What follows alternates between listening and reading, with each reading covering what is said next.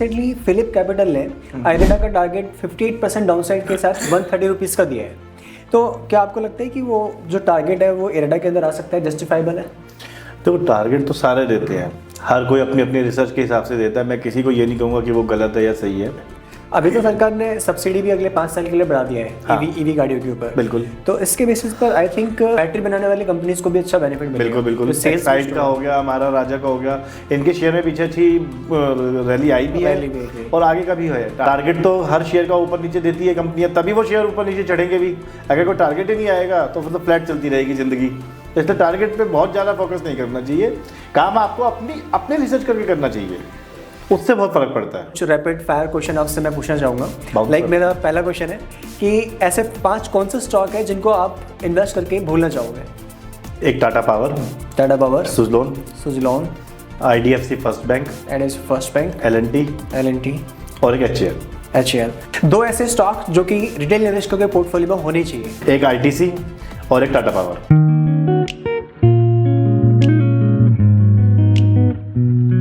नमस्कार दोस्तों, मेरा नाम है अंकुर शर्मा और आज हम लोग स्टार्ट करने वाले हैं फाइनेंस की एक ऐसी सीरीज जिसके अंदर हम लोग इंपॉर्टेंट टॉपिक्स को कवर करेंगे। आज का हमारा पॉडकास्ट होने वाला है बजट के ऊपर। 23 जुलाई 2024 को हमारा आने वाला है यूनियन बजट और इस बजट के अंदर हम सभी के मन में एक ही फेयर सता रहा है कि कहीं इस बजट के बाद मार्केट के अंदर करेक्शन ना आ जाए। और इसी डर को आज इस वीडियो के अंदर, इस पॉडकास्ट के अंदर हम लोग कवर करेंगे, जिसके लिए आज हम लोगों ने इन्वाइट किया है इंडस्ट्री के जाने माने 10 साल का एक्सपीरियंस जिन्हें स्टॉक मार्केट का CA पवन गोयल सर। तो आज हम लोग इनसे जानेंगे और इनसे अपने इंपॉर्टेंट टॉपिक्स को आज हम लोग इनसे जानेंगे कि बजट के अंदर हम लोगों को क्या स्पेशल मिलने वाला है और इस बजट के बाद मार्केट का रुख कैसा हो सकता है। तो आइए हम लोग स्टार्ट करते हैं, सीधे चलते हैं पवन सर के पास और जानेंगे उनसे सबसे पहले उनकी CA जर्नी। तो सर मैं आपका स्वागत करता हूँ हमारे इस पॉडकास्ट के अंदर। नमस्कार जी, बहुत बहुत शुक्रिया। तो सर सबसे पहले हम लोग जानना चाहेंगे कि आपकी जो CA की जर्नी थी वो कैसी थी, आपने क्या चैलेंजेस फेस किए? सबसे पहले तो मैं एक चीज़ बताना चाहता हूँ, बजट से सिर्फ फेयर ही नहीं होता, बजट से उम्मीदें भी होती हैं। पब्लिक को बहुत कुछ मिलता भी है बजट से, बहुत कुछ उनकी जेब से जाता भी है, टैक्स जाता है और कुछ बेनिफिट आते भी है। अब CA जर्नी की बात करते हैं अगर, तो CA मैंने 2004 में शुरू करी थी। एक्चुअली क्या है, हमें सबसे पहले यही नहीं पता होता 12th के बाद कि हमें करना क्या है। यही मेरे साथ भी था, एज ए कॉमन स्टूडेंट सबके साथ ये प्रॉब्लम आती है, तो ये मेरे साथ भी थी। हमें यही नहीं पता चला कि हमें 12th के बाद करना क्या है। दोस्त लोग भर रहे थे CA के फॉर्म, मैंने भी भर दिया CA के फॉर्म। मतलब आपका 10th से पहले कोई गोल नहीं था कि 12th में भी नहीं पता था हमें क्या करना है। हमने बस कॉमर्स ले ली, पढ़ लिया और उसके बाद ये था कि कुछ करना आगे, क्या करना ये नहीं पता था। तो हमने जब दोस्तों ने भरा कि CA के फॉर्म भर रहे हैं, तो मैंने भी CA के फॉर्म भर दिए 2004 में। उसके बाद 5 में हमारे टाइम में P1, P2 और फाइनल होते थे। तो 5 में मेरी P1 निकल गई और 2008 में मेरी P2 निकल गई थी। फाइनल मेरी निकली थी 2011 में। तो मेरे को 7 साल लग गए थे CA करने में, कंप्लीट CA करने में। तो इस 7 सालों के अंदर काफ़ी बार ऐसा भी होगा कि आप फेल होते हैं तो आपको डिमोटिवेशन भी आता है। तो आपको आता क्या था जिसने मोटिवेट करके रखा कि आपने? सेकंड ईयर तक तो P2 तक तो इतना वो नहीं था कि CA करनी है नहीं करनी, या कुछ पढ़ रहे हैं चलो ये था। बट सेकंड ईयर के बाद P2 के बाद ये जरूर लगा था कि अब तो करनी है, क्योंकि कोई और ऑप्शन नहीं है अब। क्योंकि CA में एक ये चीज़ है कि अगर आपने फाइनल नहीं करा तो आपका जस्ट 12th है वापस। प्रैक्टिकली देखा जाए तो हाफ CA, जैसे मैंने सीरीज भी आई थी अमेज़न प्राइम पे, हाफ CA। तो आपने अगर CA फाइनल नहीं करी तो आप सिर्फ 12th पास हो वहाँ पे। और सैलरी भी आई थिंक अच्छा नहीं मिलती है CA अगर आपने फाइनल नहीं किए। बिल्कुल, एक अकाउंटेंट वाली जॉब मिलती है फिर आपको, वही 15-20 हज़ार की जॉब ना, 15-20 हज़ार, 35 हज़ार, 40 हज़ार, वो एक डिपेंड करता है आप कहाँ काम कर रहे हैं। अच्छा, उसके हिसाब से। आपकी जो आर्टिकलशिप रही थी तो उसके अंदर कैसा था, आपका वर्कलोड कैसा था, प्रेशर कैसा था? आर्टिकलशिप मेरी मीडियोकर फर्म में हुई थी, द्वारका में शिव एंड एसोसिएट्स हुआ करती थी। अब उनका ऑफिस CP में है। उस समय वो द्वारका में मेरा आना जाना, मेरा ऑफिस मतलब द्वारका में था, तो मैं द्वारका में मेरी फर्म थी, फर्म ठीक थी। मिस्टर अमित सिंघल के अंडर मैंने काम किया था। अच्छा, तो उनके साथ मतलब अभी भी टच में है, साथ में काम भी होते हैं, सब कुछ होता है, बहुत अच्छे बंदे हैं मतलब वो। तो उस टाइम जैसे अभी हम लोग देखते हैं कि CA आर्टिकल्स जो होते हैं उनका स्टाइपेंड 5,000 4,000 ऐसे डिफरेंट फर्म्स का, बट काफ़ी लो होते हैं। इवन वो अपने day to day expense. Stipend की बात तो मत करो, ज़्यादा बेटर है। हमारे समय में तो 2,000 रुपये होते थे। आपके समय 2,000 होते थे? 2000 होता था, 2000 होता था। फिर 3 महीने के बाद मेरी 2,500 रुपये हुई थी, फिर 3 महीने के बाद 3,000 रुपये हुई थी और फिर 1.5 साल तक वही चली थी। तो फाइनल होने तक मेरी स्टाइपेंड आई थिंक 5 पता नहीं 7,500 रुपये थी उस समय। ओके, और उस टाइम पर आपको छुट्टियाँ मिलती थी पढ़ाई? छुट्टियाँ मिल जाती, छुट्टियों में दिक्कत नहीं होती थी, जितनी इंस्टीट्यूट से अलाउड छुट्टियां होती हैं वो मिल जाती थी, उसमें दिक्कत नहीं होती थी। अच्छा, तो इस मामले में मेरे प्रिंसिपल बहुत अच्छे थे मतलब। ओके, तो काफी लकी आप शिवजय टाइम से हो गए। हाँ। बट अभी तो ऐसे भी होते हैं ना कि मेरे प्रिंसिपल भी अच्छे थे, मेरे आर्टिकल के प्रिंसिपल भी बहुत अच्छे हैं। नहीं, अभी जैसे क्या होता है ना कि आर्टिकलशिप में क्या होता है कि अब तो 2 साल की कर दी उन्होंने। हाँ। राइट, पहले 3 साल की हुआ करती थी। तो पहले वाला सिस्टम ज़्यादा अच्छा था या अभी वाला ज़्यादा अच्छा? मेरे को तो पहले वाला ज़्यादा अच्छा लगता है, क्योंकि आजकल जो आर्टिकल आते हैं ना वो बेसिकली बिना पढ़े हुए होते हैं, ज़्यादा कुछ पढ़ा लिखा नहीं होता उन्होंने। अच्छा। वो जीरो से आते हैं, तो बेचारे ऑफिस में भी डांट खाते हैं। अच्छा। डिपार्टमेंट कहीं भेज दो तो डांट खाते हैं, क्लाइंट के वहाँ भेज दो तो उन्हें इतना कुछ नहीं पता होता। अच्छा। बट पहले वाले जो आर्टिकल होते थे वो 12th करने के बाद हाँ। P2 करके आते थे। तो उन्हें कुछ नॉलेज होती थी, तो वहाँ ईजी हो जाता था उनके लिए। ओके। अब ज़्यादा दिक्कत है इस आर्टिकलशिप में। तो और अभी का जो स्टाइपेंड स्ट्रक्चर है पहले से ज़्यादा है कम हुआ है? पहले से बेटर है। पहले से बेटर है। अच्छा, अभी जैसे हमने देखा कि आपकी सीए फर्म है, 10 साल आपको हो चुके हैं। आपके पास ऐसा होता है कि सीए आर्टिकल आते हैं वो आपसे डमी की डिमांड करते हैं? करते हैं, लेकिन हमने ये अपनी फर्म में प्रिंसिपल बना रखा है, हम किसी को डमी नहीं देते। नहीं, इसको हम काट भी सकते हैं पॉडकास्ट में से। नहीं, वैसे आपने कभी डमी दी है किसी को नहीं दी कभी? नहीं। अच्छा सर, मेरा एक और क्वेश्चन था कि जो सीए स्टूडेंट्स होते हैं, क्या उन्हें स्टॉक मार्केट में इन्वेस्ट करना चाहिए या फिर सिर्फ पढ़ाई पर ध्यान देना चाहिए? उन्हें सिर्फ पढ़ाई पे ध्यान देना चाहिए, ऐसा मेरा मानना है। डिस्ट्रैक्शन वो एज क्योंकि उनकी जो होती है वो पढ़ने के लिए होती है बेसिकली। 12th के बाद वो आते हैं, वो एक एज ऐसी होती है जब बंदे को पैसा कमाने की चाहत जरूर होती है, लेकिन उन्होंने अगर उस समय अपना बेस बना लिया, सीए कर ली, तो वो उनको फ्यूचर में बहुत बेनिफिशियल है। तो मतलब मेरे हिसाब से उनको स्टॉक मार्केट पे ध्यान ना देके उस समय पढ़ाई पे फोकस करना चाहिए अपना। अभी तो गवर्नमेंट जैसे हमने देखा था कि प्लान कर रही है कि 11th 12th में भी एक स्ट्रीम ऐड करने वाले हैं वो, ठीक है, स्टॉक मार्केट के ऊपर। तो उसमें स्टॉक मार्केट के सब्जेक्ट को वो लोग इंट्रोड्यूस करने के प्लान। आप पढ़ो, पढ़ाई की मना नहीं है, लेकिन आप मार्केट के साथ खेलो मत, ट्रेडिंग मत करो। ट्रेडिंग मत करो। आप पढ़ो, आप नॉलेज लो, बिल्कुल नॉलेज जरूरी है। हमारे टाइम में नॉलेज नहीं होती थी इन चीज़ों की, हमें स्कूल में पता ही नहीं होता था। अच्छा, आपने जो है ट्रेडिंग कब स्टार्ट की थी? मतलब सीए बनने के बाद की थी या उससे पहले? मैंने बनने के भी कई साल बाद करी थी। कई साल बाद? उससे पहले आपने नहीं करी थी। तो मैंने आईपीओ तक नहीं लगाया था उससे पहले कोई। अच्छा, आप आईपीओ में भी इन्वेस्ट नहीं करते? बेसिकली यही बात है, हमारे टाइम में नॉलेज नहीं होती थी इस चीज़ की। राइट। तो हमें नॉलेज ही नहीं थी। नॉलेज मिली हमें हमारे जानने वालों से सीए बनने के बाद, तो मतलब हाँ, यहाँ से हम कर सकते हैं। तो आपको मतलब कौन सी चीज़ थी इसने मोटिवेट किया कि नहीं अब मुझे भी जो है मार्केट के अंदर उतरना चाहिए, मुझे भी मार्केट में ट्रेडिंग करना चाहिए? मार्केट में बहुत सारे मतलब शोर मचता है एक तरह से कि स्टॉक मार्केट यहाँ चल रही है, म्यूचुअल फंड यहाँ चल रहे हैं, उन्हीं चीज़ों से होता है। ऐसे मतलब मोटिवेट करने वाला कोई स्पेसिफिक रीज़न नहीं था। फर्स्ट स्टॉक कौन सा था जिसमें आपने इन्वेस्ट किया था अपना? उसमें येस बैंक का। येस बैंक का था। येस बैंक तो आपने देखा होगा कि second largest retail share holders अगर किसी में है, नंबर ऑफ शेयर होल्डर्स, तो येस बैंक का था। और येस बैंक में मैंने उस समय लिया था जब वो फॉल्ट हुआ था, येस बैंक डिफॉल्ट हुआ था, येस क्रैश हुआ था उसके अंदर। उससे मतलब जस्ट पहले लिया था। तो 400 के आसपास चल रहा था आई थिंक उससे। नहीं 400 के आसपास तो नहीं था, ये शायद 80 रुपए की रेंज में था, 80-85 रुपए की रेंज में था।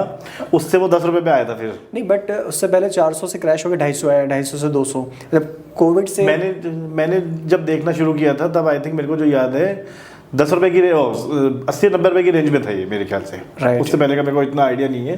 तो 80-90 रुपए की रेंज से ये जब क्रैश हुआ था तो सीधा उस दिन मतलब 11 रुपये या 10 रुपये पे आ गया था। ओके। तो मैंने उस समय खरीद लिया था 80 रुपये के आसपास पे ही। ओके। तो मतलब जिसको मैं आज भी होल्ड करके चल रहा हूँ। अभी भी आपके पोर्टफोलियो के अंदर? मेरे अंदर है वो पोर्टफोलियो। तो सबसे ज़्यादा प्रॉफिटेबल स्टॉक आपका अभी तक कौन सा है? इसमें सबसे ज़्यादा पैसा बना है? HUL, Hindustan aeronautics limited. आजकल वैसे भी लाइफ टाइम के आसपास चल रहा है। हाँ। और बजट में डिफेंस में काफ़ी फोकस होगा तो। डिफेंस एक ऐसा सेक्टर है जिस पे हर सरकार को पहले ध्यान देना चाहिए था। अब कुछ भी रीज़न हो सकता है, दिया या नहीं दिया, मैं उस तरफ नहीं जाना चाहूँगा, लेकिन हाँ अब थोड़ा सा चल रहा है ये सेक्टर अच्छा। और उम्मीद भी है कि आने वाले टाइम में चलने की उम्मीद है इसकी, अच्छा चलेगा। चलो बजट पर तो कि हम थोड़ी देर में आएंगे, बट कुछ और थोड़े मैंने कुछ इंटरेस्टिंग क्वेश्चन है। हाँ बिल्कुल। लाइक जैसे अगर हम देखें तो एक सीए जो होता है, चार्टर्ड अकाउंटेंट होता है, जैसे आपने भी अपनी सीए फर्म स्टार्ट की और आज मैं देखता हूँ कि काफ़ी अच्छी आपकी सीए फर्म हो चुकी है, काफ़ी मार्केट में रेपुटेशन है उसकी। तो मेरे जीएसटी के गुरु भी आप ही रहे हो। मैंने जीएसटी प्रैक्टिशनर का जो लाइसेंस लिया था वो भी सर से सीखने के बाद ही 3 साल प्रैक्टिस के बाद ही मैंने लिया था। तो सर मेरे जो है जीएसटी के पर्सनली गुरु भी हैं। तो आपके सामने क्या चैलेंजेस फेस किया आपने जब आपने सीए फर्म स्टार्ट की? तो आप सीए फर्म जब हमने स्टार्ट करी थी, हमने 2013 में स्टार्ट करी थी। 5 पार्टनर हैं हम। इनिशियली जो हम पार्टनर थे वो 5 ही थे, जगत नारायण, इनामुल हक अंसारी, विक्रम शर्मा, अंकित खंडेलवाल और मैं पवन गोयल। इन सब के हमने फर्स्ट अक्षर लेके जीवैप बनाई थी 28 मई 2013 को। तो अभी 11 साल हो चुके हैं। 11 साल हो गए हमारी फर्म को। तो हमने जो हमारा शुरुआत थी वो मई 2013 में हुई थी। अच्छा। हमने डिस्ट्रिक्ट सेंटर में अपना सबसे पहला ऑफिस रेंट पे लिया था। डिस्ट्रिक्ट सेंटर दिल्ली में। उसके बाद हमने रोहिणी में अपना ऑफिस शिफ्ट कर लिया था और उसके बाद द्वारका में शिफ्ट करा था। द्वारका में आई थिंक हम 2016 में शिफ्ट हुए थे। अच्छा। मेरा एक और सवाल था कि अभी जैसे सीए स्टूडेंट्स अपनी स्टडी करते हैं तो उनके सामने भी काफ़ी सारे चैलेंजेस आते हैं। तो आपके सामने उस समय जो चैलेंजेस थे तो उनको आपने कैसे ओवरकम किया? और गोल्डन एडवाइस क्या होगी कि स्टूडेंट अपने जितने भी डिस्ट्रैक्शन आते हैं उन डिस्ट्रैक्शन से ना भटकते हुए अपने गोल्स पे, तो उसके लिए गोल्डन एडवाइस आप अपने हमारे जो ऑडियंस स्टूडेंट्स हैं सीए के उनको देना चाहोगे? सीए का प्रोफेशन या रिजल्ट कह लो थोड़ा सा किस्मत पे भी डिपेंड करता है। आप भी मानते हैं? मैं मानता हूँ बिल्कुल। मैं अपना ही एक एग्जांपल देता हूँ। जब मैंने फाइनल ईयर का फर्स्ट अटेम्प्ट दिया था उस समय सेकंड ग्रुप में हमारे 3 सब्जेक्ट होते थे, डीटी, आईडीटी और आईटी। मेरा आईटी का पेपर बहुत अच्छा हुआ था। अच्छा। तो मेरे को ये उम्मीद थी कि आईडीटी में तो जस्ट पास ही हो जाऊँ तो भी गनीमत है, लेकिन आईटी में मेरी एग्जामिशन आ जाएगी। अच्छा। और हुआ उल्टा, मेरी आईडीटी में एग्जामिशन आ गई और आईटी में मैं जस्ट पास हो पाया। और इसीलिए आज आप इनडायरेक्ट टैक्स यानी जीएसटी के एक्सपर्ट। अब वो पता नहीं, वो कुछ भी कह सकते हैं। किस्मत आपको वहीं लेकर आ रहे थे। वो कुछ भी कह सकते हैं। तो मतलब स्टूडेंट्स का क्या मतलब 3 अगर आप ऐसे प्रिंसिपल बताओ कि आप इसको फॉलो करो तो आपका डेडिकेशन से निकल जाएगा। इंस्टीट्यूट की जो बुक्स होती हैं वो बहुत अच्छी होती हैं, मतलब सुप्रीम है। हाँ वो बहुत अच्छी है। आप कोचिंग लो, जरूरी है, मैं मना नहीं कर रहा उस चीज़ की, लेकिन इंस्टीट्यूट की बुक्स को जरूर रिवाइज करो एक बार। एक आइडिया डेडिकेटेड स्टडी करो। ओके। हमारे टाइम में तो इवन नेट वगैरह की इतनी फैसिलिटी नहीं होती थी, इंटरनेट वगैरह की। आज की डेट में तो बहुत फैसिलिटी है इन चीज़ों की। ऑनलाइन क्लासेस हो गई, इंटरनेट पे आपको कोई भी चीज़ डालोगे आपको डिटेल पूरी मिल जाएगी, बहुत सारी फैसिलिटी है। हमारे टाइम में ये नहीं होती थी। तो आप इंस्टीट्यूट की बुक्स जरूर प्रेफर करो एक बार, मेरा मानना तो ये है। ओके। और आइडियली एक स्टूडेंट को कितने घंटे एक दिन पढ़ने चाहिए, मतलब अगर कोई स्टूडेंट सीए की तैयारी कर रहा है? मैं जो पढ़ता था 7 से 8 घंटे पढ़ता था एवरेजली, और नाइट में पढ़ता था बेसिकली मेनली। तो मैंने सुना था कि आप आर्टिकलशिप के दौरान ही आपने 8-8 घंटे की पढ़ाई करके नाइट में पढ़ता और था, फिर सुबह क्लासेस के लिए भी जाते थे। हाँ। और सुबह हमारे उस समय विनोद गुप्ता सर की क्लास होती थी। वो विनोद गुप्ता नहीं, अकाउंट्स वाले सर की क्लास होती थी। अच्छा। वो मॉर्निंग में होती थी। अच्छा। और इवनिंग में होती थी विनोद गुप्ता सर की क्लास। तो मॉर्निंग की क्लास लेके ऑफिस जाना होता था द्वारका, फिर द्वारका से सीपी वापस जाना होता था विनोद गुप्ता सर की क्लास में। तो रात को आने में ये 10 बज जाते थे। उसके बाद बहुत ज़्यादा नहीं पढ़ाई होती थी, 2-3 घंटे 4 घंटे हो पाती थी। लेकिन जब मैंने छुट्टियाँ ली थी उस समय ज़्यादा पढ़ाई हो गई थी, मतलब उस समय सही मैनेज हो गया था। ओके। तो अब इसके बाद हम लोग सीधा आते हैं बजट के ऊपर। तो बजट में काफ़ी सारे हाई एक्सपेक्टेशन सभी की हैं, हर सेक्टर की हैं। तो आपकी एक्सपेक्टेशन क्या है बजट को लेकर के? आप क्या लेकर के चल रहे हो? इस बजट में क्या मिलना है? एज अ कॉमन मैन तो मैं यही कहूँगा कि बजट में टैक्स रिलीफ मिलना चाहिए सबको। अच्छा, अभी जो बेसिक एग्जाम्पशन लिमिट है आई थिंक 2.5 लाख के आसपास है। 3 लाख रुपये न्यू रेजिम में 3 लाख रुपये। तो अब जो चेंजेस उसमें कुछ आ सकते हैं? उम्मीद तो है, शायद सुनने में आ रहा है 5 लाख रुपये तक की होने की। अच्छा। बाकी तो निर्मला जी की बात निर्मला जी समझ सकती है क्या है। उम्मीद है 5 लाख रुपये हो जाएगी। तो अभी जो हमारी current fin minister Nirmala Sitharaman ji हैं, उनको अगर आप 10 में से रेटिंग करना चाहोगे उनके वर्क को लेकर के, जो उन्होंने कंट्रीब्यूशन दिया है अभी तक, तो 10 में से आप कितना रेटिंग उन्हें देना चाहोगे? तो यहाँ ना पूछो, ज़्यादा अच्छा है। 10 में से 10 ही है वैसे उनके लिए। ये जो बजट अभी आने वाला है इसके बाद थोड़ा डर भी है मार्केट के अंदर कि जब भी हमने देखा है कि बजट आता है, जैसे 4 जून को भी आपने देखा था इलेक्शन के रिजल्ट आए थे, उस टाइम भी करेक्शन आया। इवन हमने देखा था कि फरवरी में जब बजट आया था उसके बाद भी मार्केट के अंदर थोड़ा करेक्शन आया, बट हालांकि उसके बाद मार्केट ऊपर आया। तो क्या इस बार भी ऐसे कुछ मार्केट रिपीट कर सकते हैं? जो 4 जून को रिजल्ट आए थे वो थोड़े अनएक्सपेक्टेड रिजल्ट थे, ये सब जानते हैं। राइट। चाहे वो गवर्नमेंट हो, चाहे अपोजिशन हो, चाहे आम पब्लिक हो, सभी जानते हैं कि उसकी एक्सपेक्टेशन किसी को नहीं थी। तो मार्केट में भी उसकी वजह से एक डर हो गया कि आगे क्या होगा, किसी को कुछ पता ही नहीं चल रहा था। तो डर में बंदा अपने स्टॉक बेच देता है, वो निकालने की कोशिश करता है कि पता नहीं मार्केट कितनी और गिर जाएगी, तो वो अपने निकालने की कोशिश करता है। यही उस दिन हुआ था। लेकिन आप जैसे देखोगे 5-6 तारीख वगैरह को मार्केट अच्छी बढ़ी भी थी। अगर कोई शेयर उस दिन 25% गिरा था तो वो अगले वीक के अंदर उसने रिकवर भी कर लिया और आज अपने लाइफ हाई पर है। हाँ। और ये जब मार्केट गिरती है बजट के बाद, बजट को क्योंकि समझने में टाइम लगता है, लेकिन मार्केट एकदम से रिएक्शन दे देती है, तो वो थोड़ा सा इम्पैक्ट पड़ जाता है। तो अभी अगर हमें उसमें मरता जो है वो रिटेल निवेशक है। रिटेलर जो होता है उसको दिक्कत ज़्यादा आ जाती है। रिटेलर तो हर तरीके से मरना ही है उसका। हाँ। उसका तो काम ही है। एक मैंने खुद एक स्टडी में पढ़ा था 90% रिटेलर कमा के नहीं जाते हैं शेयर मार्केट से। अच्छा, अभी हमें क्या करना चाहिए? मतलब पोर्टफोलियो को क्या हमें अभी कैश में कन्वर्ट करना चाहिए बजट से पहले, या फिर अभी तो दिन ही 2 बचे हैं, ज़्यादा टाइम है नहीं खैर आपके पास बहुत ज़्यादा इस चीज़ को कन्वर्ट करने के लिए। लेकिन मेरे हिसाब से बजट अच्छा आना चाहिए, प्रोग्रेसिव आना चाहिए। बजट हमारा जो होगा वो इंफ्रास्ट्रक्चर बेस्ड होना चाहिए, तो उससे शेयर मार्केट को अच्छा वो मिलना चाहिए। तो बजट में इसमें सबसे ज़्यादा फोकस कौन सा सेक्टर पे हो सकता है? कौन सा शेयर है जिसमें हमें उम्मीद है कि ये शेयर्स अच्छे हमें रिटर्न दे सकते हैं? देखो, शेयर तो आपको दे सकते हैं, डिफेंस के स्टॉक दे सकते हैं, एफएमसीजी सेक्टर दे सकता है। बट डिफेंस में एक थोड़ा सा डर नहीं है कि वो बहुत लाइफ हाई के आसपास है? नहीं, लाइफ टाइम हाई तो सारी होते हैं। आप एमआरएफ को ले लीजिए, वो तो 1 लाख से 1.5 लाख की रेंज में चल रहा है। तो वो तो हमेशा ही डेली हाई बना रहा है, नया नया नया। तो अगर एमआरएफ जैसा अगर रिटर्न हमें चाहिए तो कोई ऐसा शेयर आपकी नज़र में है कि जिसको हम आज इन्वेस्ट करें और एमआरएफ जैसी रिटर्न 20 साल तो सबसे पहले मैं अपने पोर्टफोलियो में रखूंगा। हमारे पोर्टफोलियो में वो शेयर नहीं मिलेगा, वो हमेशा बड़े निवेशकों के पोर्टफोलियो में बड़े के में मिलता है, या फिर हमारे में जो होते हैं वो गिरने वाले होते हैं, मतलब हम या नॉर्मल बढ़ने वाले होते हैं। मतलब शेयर तो ऐसे है मार्केट के अंदर जो एमआरएफ कोई जैसे ना कोई बनेंगे, तो बनता ही है, कोई हमारे पोर्टफोलियो में नहीं होंगे। कोई ना कोई तो दोबारा एमआरएफ बनेगा ही बनेगा। ओके, एमआरएफ बनेगा। इन्फोसिस जब आया था, जब लॉन्च हुआ था, और आज की डेट में बहुत गेन है इसका। अच्छा, पावर सेक्टर की जो स्टॉक्स हैं वो अलग ही रैली पकड़े हुए हैं। आप देखते सीजी पावर देखें, कई सारे ऐसे स्टॉक्स हैं जो लाइफ आई के आसपास हैं। ये सारे जो भी शेयर हैं ये ज़्यादातर सोलर एनर्जी बेस्ड शेयर हैं, क्लीन एनर्जी जिसको हम बोलते हैं।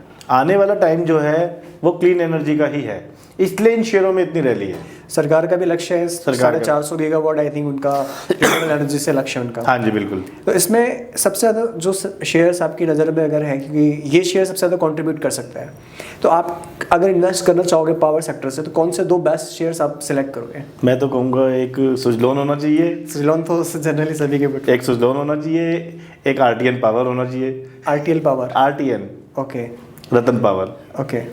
अच्छा, अभी जैसे हम देखें कि इस वक्त सबसे ज़्यादा जो लोगों के मन में डाउट है वो ये है कि इस वक्त ETF के अंदर शिफ्ट करी जाए। जैसे लाइक अभी तो कई सारे ETF भी आने स्टार्ट हो चुके हैं, जैसे अलग अलग थीमेटिक ETF भी स्टार्ट हो चुके हैं। रिसेंटली आपने देखा था कि निफ्टी के हुए थे, सेंसेक्स के, अब इवन सेक्टर के बेसिस पर भी आने स्टार्ट हो चुके हैं। तो क्या ETF के अंदर इन्वेस्टमेंट करना बेटर है? शेयर मार्केट, जो बंदा, जो निवेशक शेयर मार्केट में सिंगल निवेश करना चाहता है और उसको पता नहीं है मार्केट में, डर लगता है, उसके लिए ETF बहुत बेस्ट है। ओके, तो आपने अभी तक किसी ETF में पैसा डाला है? नहीं, मैंने नहीं डाला।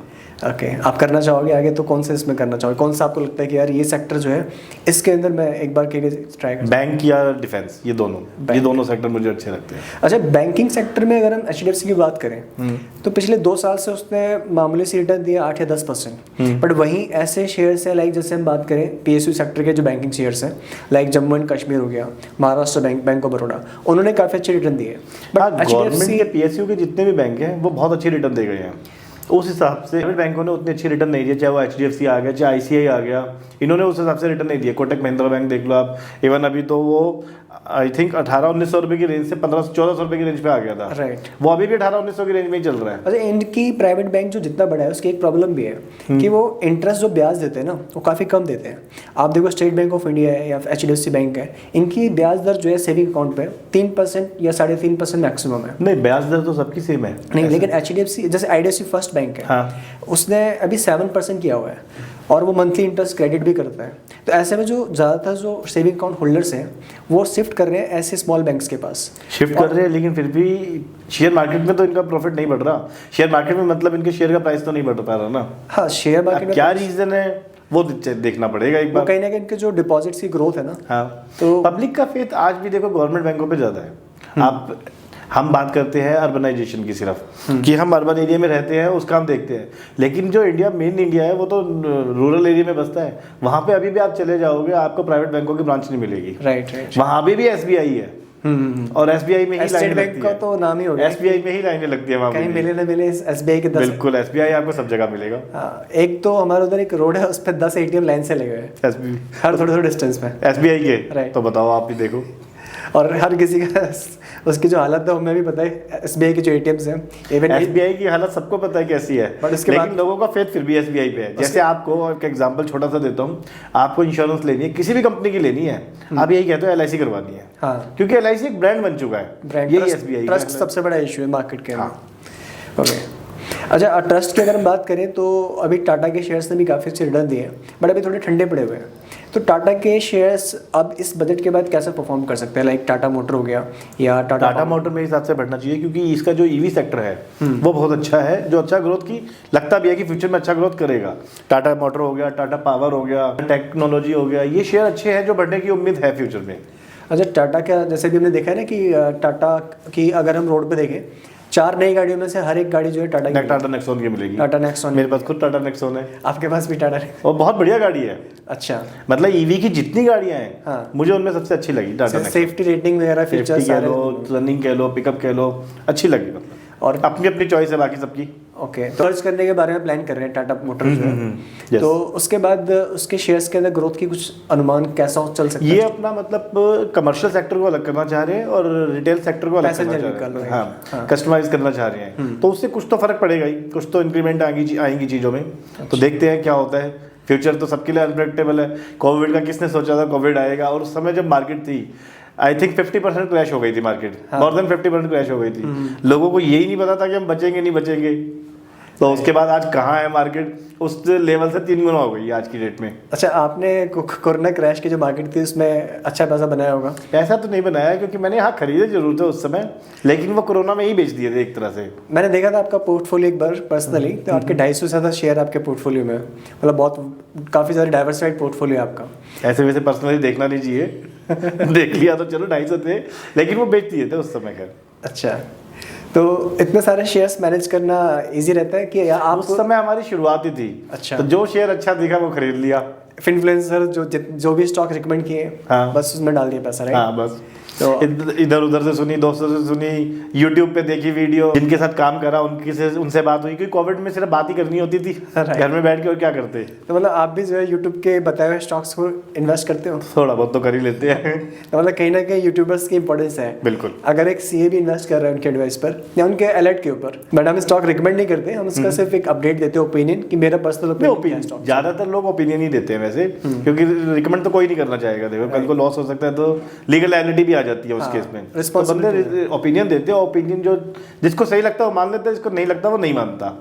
अच्छा, अगर हमें पोर्टफोलियो बनाना है तो आइडियली एक पोर्टफोलियो के अंदर कितने मैक्सिमम शेयर्स होने चाहिए? 25, जैसे अगर हम सेंसेक्स देखें 30 शेयर का पोर्टफोलियो है, बेस्ट आइडियल वर्ल्ड में बेस्ट माना जाता है। निफ्टी के अंदर 50 शेयर्स हैं, निफ्टी बैंक के अंदर आई थिंक 11 शेयर्स हैं। तो एक आइडियल अगर एक रिटेल निवेशक को पोर्टफोलियो बनाना है तो कितने शेयर्स उसके पोर्टफोलियो? रिटेल निवेशक तो सारे शेयरों में थोड़ा डालने की कोशिश करता है।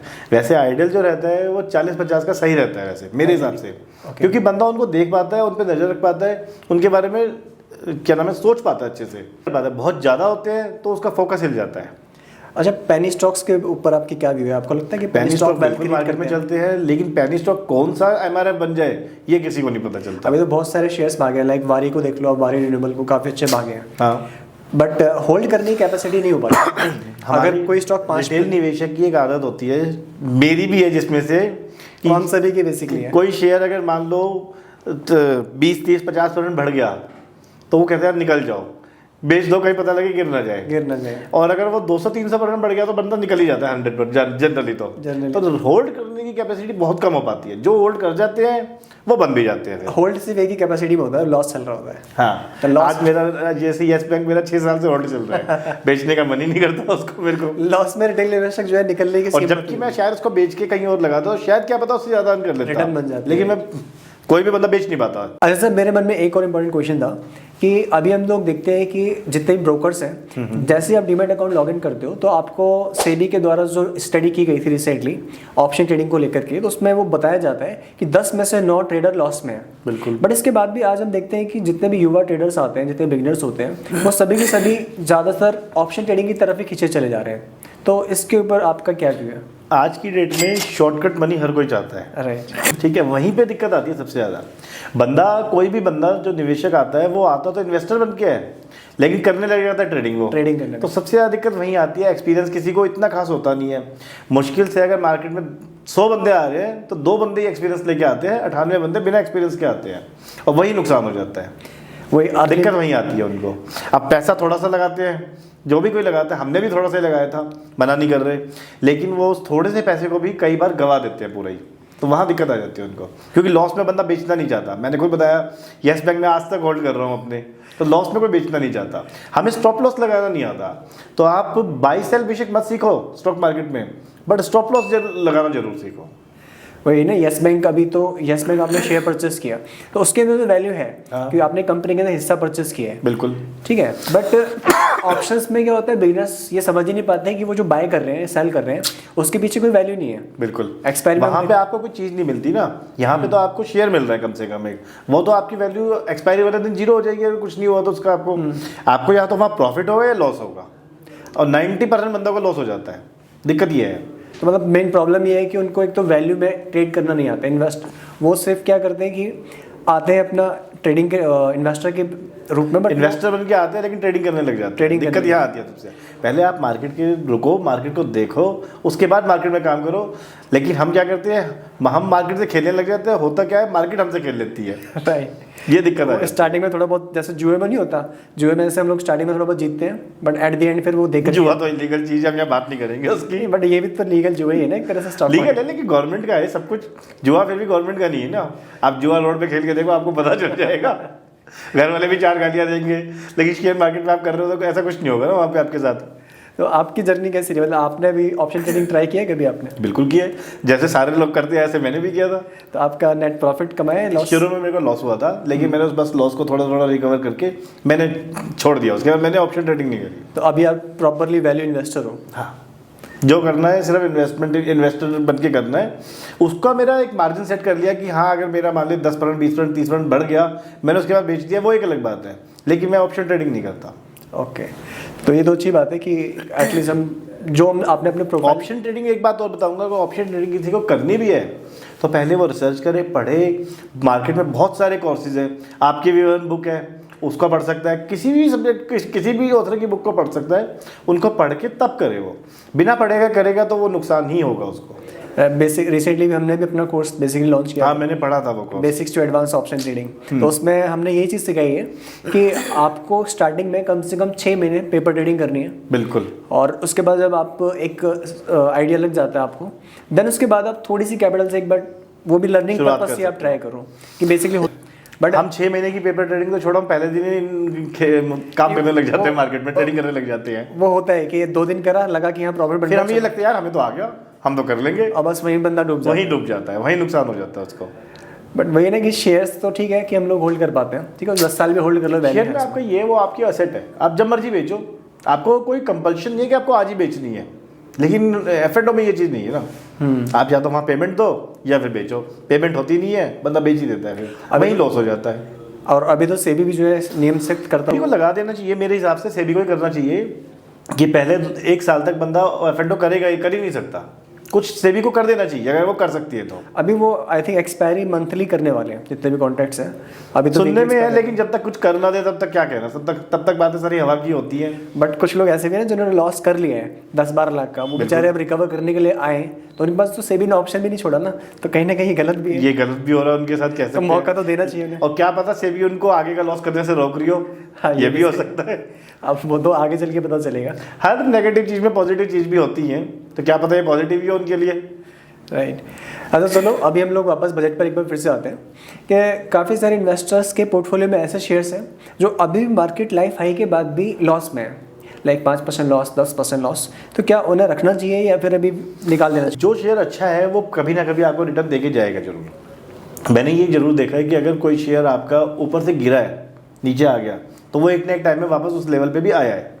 ये मेरा पर्सनल एक्सपीरियंस भी रहा है। तो मुझे तो उम्मीद है जो शेयर गिरे हैं वो बढ़ेंगे भी जरूर। तो अभी अब उसको होल्ड करने की बस बात है। अगर आपने इन्वेस्ट किया है कुछ सोच करके, तो उन्हें होल्ड करना में बेटर ऑप्शन है, राइट। अच्छा, अभी बजट के बाद अगर मुझे पर्सनली बाय करना है या आपको बाय करना है, ऐसे 5 बेस्ट कौन से शेयर्स होंगे जो बजट के बाद आप उन्हें बाय करना पसंद? तो बजट के ऊपर, बजट में क्या आता है उस पर पता चलेगा।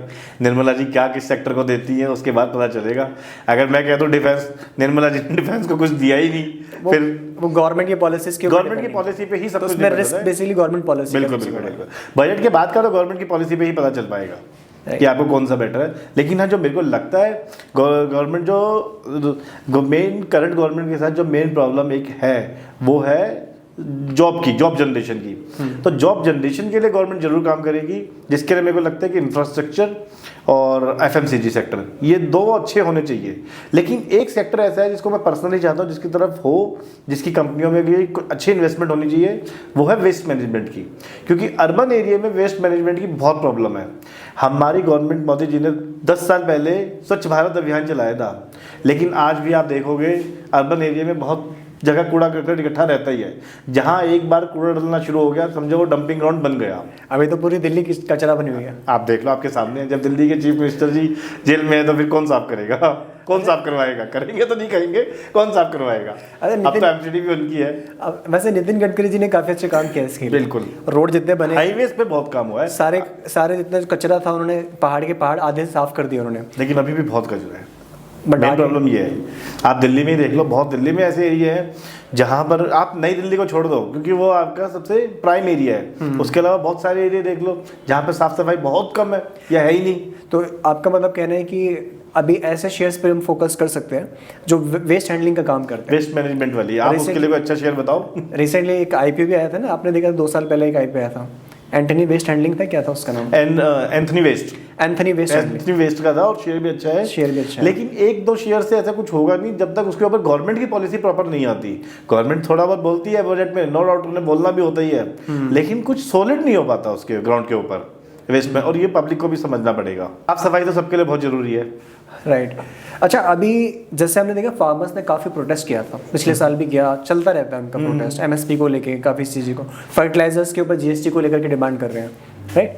तो अभी हमने देखा था कि फर्टिलाइजर्स के सेक्टर्स में भी अच्छी रैली आ रखी है। बिल्कुल। तो क्या लगता है कि सरकार बजट में फार्मर्स के लिए अच्छा करेगी? देखो, फार्मर तो इस देश की रीढ़ है, फार्मर को तो पीछे छोड़ ही नहीं सकती कोई भी सरकार, चाहे वो कोई भी आ गई। और जो इनका प्रोटेस्ट होता है, कुछ इशू होते हैं एक्चुअल में, कुछ बना दिए जाते हैं, क्योंकि बनाने वाले हमारे देश में बहुत लोग हैं जो कुछ भी किसी भी चीज़ को कुछ भी बना सकते हैं। तो चीज़ें हर तरह की मिक्स होती हैं, हम उस तरफ नहीं जाएंगे। लेकिन हाँ, फर्टिलाइज़र को या फिर एग्रीकल्चर से रिलेटेड, क्योंकि अभी भी हमारी तकरीबन मोर देन 70% पॉपुलेशन गाँव में रहती है, और हमारी जॉब का मतलब कि हमारे रोजगार का सबसे बड़ा सोर्स अभी भी एग्रीकल्चर है। फार्मर के ऊपर गांव में पूरी फैमिलियां डिपेंड है इनके ऊपर, तो उसको हम छोड़ नहीं सकते किसी भी बेस पे। तो गवर्नमेंट उस सेक्टर के लिए 100% कुछ ना कुछ अच्छा लेके आएगी, अच्छी स्कीम लाएगी, और वो सोशल सेक्टर के लिए भी हो सकता है, जैसे प्रधानमंत्री किसान सम्मान निधि योजना हो सकता है उसमें पैसा बढ़ा दे सरकार, या किसी और कोई नई स्कीम ले, फसल बीमा योजना को बढ़ा दे, कुछ भी कर सकती है गवर्नमेंट, और कुछ ना कुछ करेगी, ये मेरे को पर्सनली लगता भी है। अभी हमने देखा इधर रूमर्स भी मार्केट के अंदर है, फर्टिलाइजर्स को जीएसटी से बाहर करने वाली है, जिसकी वजह से आप देखो फर्टिलाइजर एक्ट फैक्ट का शेयर रॉकेट बना हुआ है, आरसीएफ रॉकेट बना हुआ है, नेशनल फर्टिलाइजर भी रॉकेट बना हुआ है, तो बहुत सारे शेयर्स रॉकेट बने हुए हैं। रूमर तो बहुत उठते हैं मार्केट में, लेकिन मोदी जी के मन की मोदी जी ही जाने, या निर्मला जी के मन की वही समझ सकती है क्या हुआ क्या नहीं हुआ। गवर्नमेंट बहुत टाइट है, अपनी पॉलिसी एक दिन पहले ही बाहर नहीं आती उनकी। बिल्कुल आ भी नहीं सकती, क्योंकि अगर आ गई तो उस सेक्टर में दिक्कत आ जाएगी फिर। तो इसलिए वो तो बहुत ही मतलब कॉन्फिडेंशियल चीज होती है बजट। जब बजट बनता है तब 1 वीक के लिए जो बजट बनाते हैं वो कहीं नहीं आते जाते, वहीं रहते हैं डिफेंस मिनिस्ट्री में, फाइनेंस मिनिस्ट्री में। ओके, मतलब पूरी शक्ति वो बनती है। बिल्कुल। अच्छा, तो अभी फिर फर्टिलाइजर सेक्टर के शेयर्स में क्या करना चाहिए बजट से पहले? आपका पोर्टफोलियो मिक्स होना चाहिए, किसी एक स्पेसिफिक नहीं कि सिर्फ फर्टिलाइजर में लगा दिया, सिर्फ डिफेंस में लगा दिया। हाँ, दिक्कत करेगी। मान लीजिए आपने फर्टिलाइजर में लगा दिया, आपने ये सोच के लगाया कि शायद जीएसटी से बाहर हो जाए, बट जीएसटी से किसी भी चीज़ को बाहर करना बहुत आसान भी नहीं है, और वो बाहर नहीं हुआ तब क्या होगा?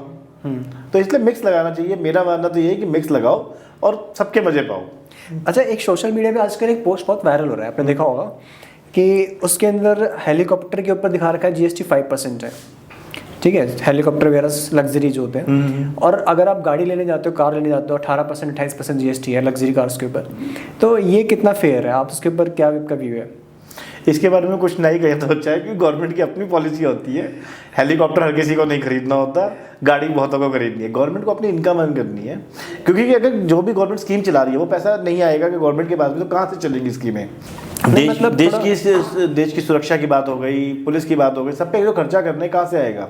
हेलीकॉप्टर हर कोई नहीं खरीदता, आना चाहिए। अब वो क्यों उन्होंने 5% कर रखा है वो तो थोड़ा देखने की चीज है। उल्टा नहीं होना चाहिए। नहीं, 5% कार पे कर देगी तो गवर्नमेंट को दिक्कत आ जाएगी, पैसा नहीं आएगा उनके पास। नहीं, गरीब जो लोग हैं जो कार लेने के बाद, गरीब लोग कार भी नहीं देते, जो बिल्कुल गरीब होते हैं। थोड़े से गरीब ले, आपको हेलीकॉप्टर के लिए लोन लेना आसान, आपको हेलीकॉप्टर खरीदना है, नहीं खरीदना, मुझे खरीदना नहीं खरीदना, लेकिन हम कार के बारे में सोच सकते हैं। तो गवर्नमेंट यही देखती है कहाँ से उसकी अर्निंग हो सकती है मेनली, तो उसी सेक्टर में जाती है। अच्छा सर, हम वापस आते हैं स्टॉक्स के ऊपर। रिसेंटली फिलिप कैपिटल ने आयरेडा का टारगेट 58% डाउनसाइड के साथ 130 रुपीज़ का दिया है। तो क्या आपको लगता है कि वो जो टारगेट है वो इरेडा के अंदर आ सकता है, जस्टिफाइबल है?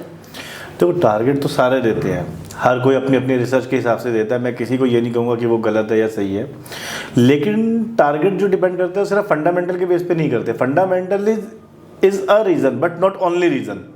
उसके साथ आपके मार्केट सेंटीमेंट्स क्या है, फ्यूचर में क्या कंपनी के पास काम है क्या नहीं है, उन पे बहुत चीज़ों पे डिपेंड करता है। टारगेट तो हर शेयर का ऊपर नीचे देती है कंपनियां, तभी वो शेयर ऊपर नीचे चढ़ेंगे भी। अगर कोई टारगेट ही नहीं आएगा तो फिर तो फ्लैट चलती रहेगी ज़िंदगी।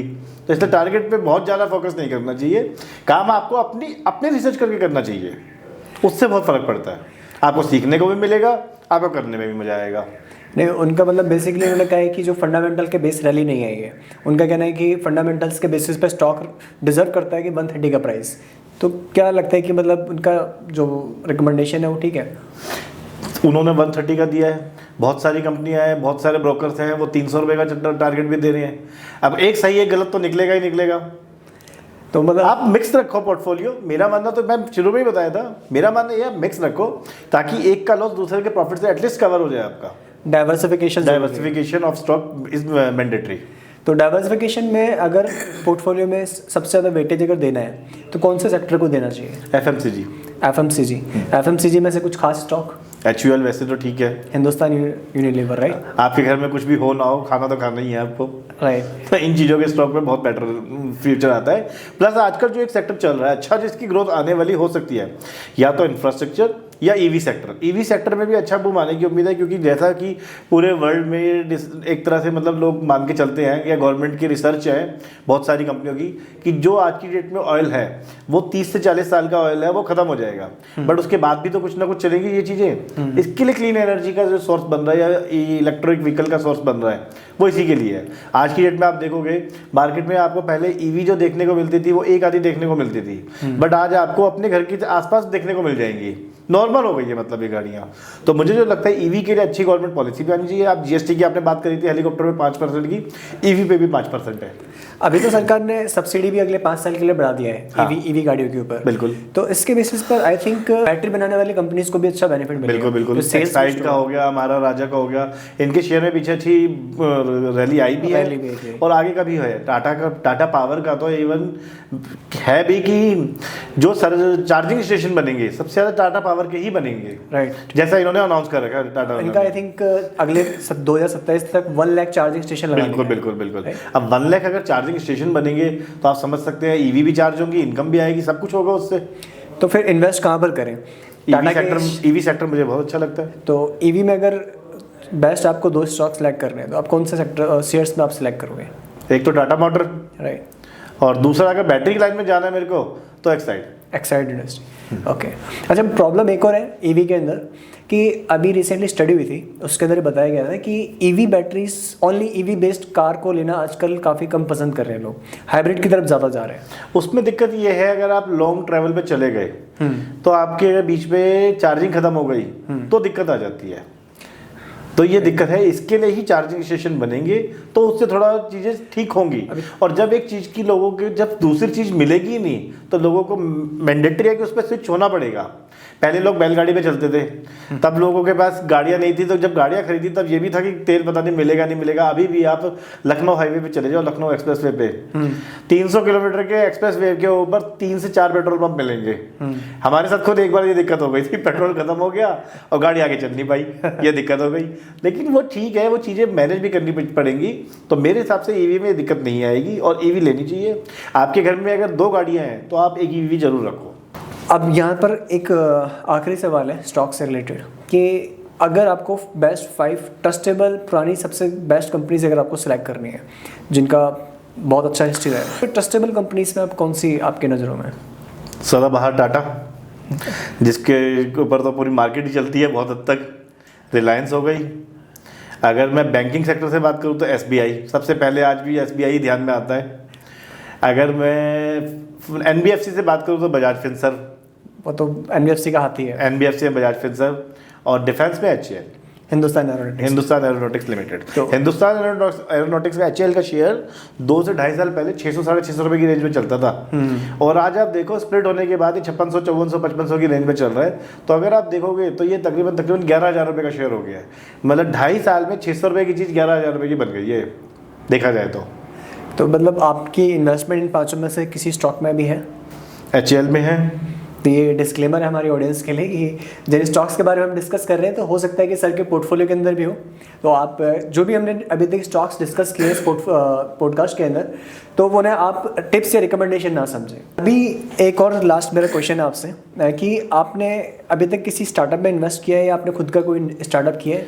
स्टार्टअप करे हैं, स्टार्टअप हमारा एक चल भी रहा है। मेरे एक पार्टनर है मिस्टर विक्रम शर्मा, वो उस स्टार्टअप को देखते हैं। वो और मिस्टर राहुल पारेख, ये दोनों मिलकर उस स्टार्टअप को देखते हैं। हमारी जो भी जनरली इन्वेस्टमेंट रही है with the grace of God हम एक साथ इन्वेस्ट करते हैं, मतलब उस कंपनी में कहीं पे भी। तो हमने उस कंपनी में भी इक्वल इन्वेस्ट कर रखा है। फैबस्पिन ड्राई क्लीनर्स के नाम से हमारा स्टार्टअप है। इसमें क्या होता है बेसिकली, मैं आपको थोड़ा सा आइडिया दूं। इसमें आज की डेट में जो ड्राई क्लीन सेक्टर का बिजनेस है वो पूरा अनऑर्गेनाइज सेक्टर में है ज़्यादातर। राइट। आपको शॉप मिल जाएगी अलग अलग नामों से, एक दो पीछे आए भी हैं 2-3 स्टार्टअप जो अच्छे चल भी रहे हैं। नेशनल लेवल पे ब्रांड नहीं है कोई। हाँ जी। अब 2-3 चल रहे हैं जो अच्छे ब्रांड बन गए हैं। तो उसी के लिए साथ हमने भी अपना एक ब्रांड शुरू करा फैबस्पिन ड्राई क्लीनर्स के नाम का, जिसमें अभी हमारे कुछ स्टोर दिल्ली NCR में है भी।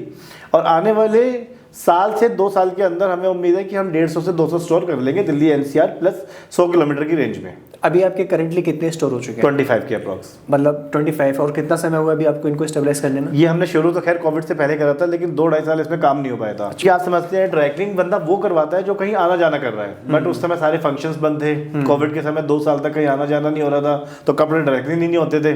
तो ये मेनली जो काम शुरू हुआ है 2023 से ही हुआ है। तो 2 साल के हिसाब से ठीक है हमें जो लगता है अभी तक। मतलब फिर भी आपने काफ़ी अच्छा 25 कर लिया। हाँ जी। अच्छा, क्या इसकी फ्रेंचाइजी क्या कोई भी ले सकता है आपसे? हाँ जी। तो उसका प्रोसेस क्या रहेगा? मतलब ये पूरा आइटनरी है, वो आपको अगर कभी किसी को चाहिए तो वो हमसे कांटेक्ट कर सकता है। मैंने जैसे आपको बताया मेरे पार्टनर है विक्रम शर्मा, वो इसको देखते हैं और वो आपको डिटेल पूरी बता भी देंगे।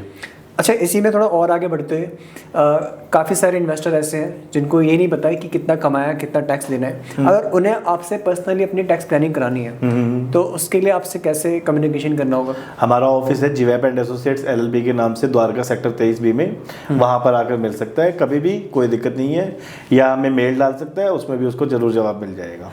अच्छा, जो अभी आपकी जो वेबसाइट है ये वाली, इस वेबसाइट में मैंने देखा था कि 5 पार्टनर्स हैं। हाँ जी। तो उनमें से किसको हमें कांटेक्ट करना होगा? किसी को भी कर सकता है, उसकी क्वेरी का जवाब सारे दे देंगे।